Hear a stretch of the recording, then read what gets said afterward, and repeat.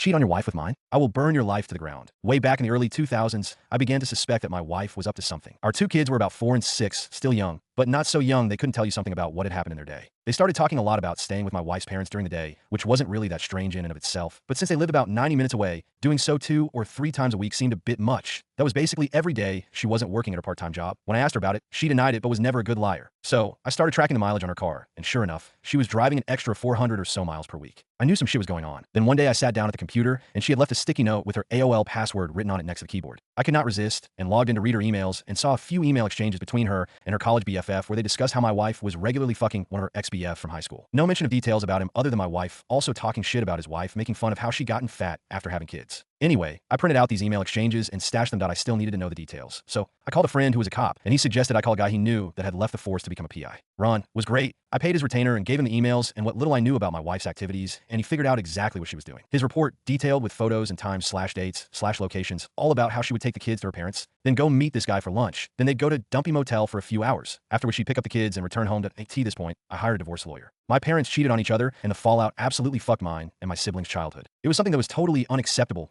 I also asked Ron to find out what he could about this guy. Ron absolutely came through. I learned his name, Bob, that he was married and had 3 kids. I also found out that he worked as a VP of sales for his father-in-law's business. At this point, I had my lawyer draw up the divorce papers. I also asked Ron for a couple more copies of his report, and one more thing I wanted him to do for me on the same day. I had my wife serve with the divorce papers at her work. I had Ron meet with this guy's wife and show her everything he'd found out. She seemed nice, and I figured that she deserved to know what her dear hubby was up to. What she did with that information was up to her. While the information about my wife's infidelity didn't really matter in my divorce proceedings, Bob's wife did a real number on him. According to the publicly available court documents from the divorce and other related proceedings, she cleaned out their joint account, took the kids, and left. As soon as her dad found out what he'd done, Bob was fired, and since her parents actually owned the house where Bob and his wife lived, he also got evicted. Their divorce was ugly. Lots of fighting in, and evidently out of court. I guess Bob went to the house and started arguing with his wife, and it escalated to the point that her brother stepped in, and Bob got his nose broken. There were restraining orders, a few more incidents with police reports, criminal charges, jail time, and so on. I can't find Bob on the internet anywhere these days. Last I heard, he'd left the state, and his ex-wife did okay. She went to work at her dad's company and took over after he retired at AS for me. My ex and I got along well enough. I didn't engage with her on anything that wasn't related to the kids, and now that they're both adults, I don't talk to her at all anymore.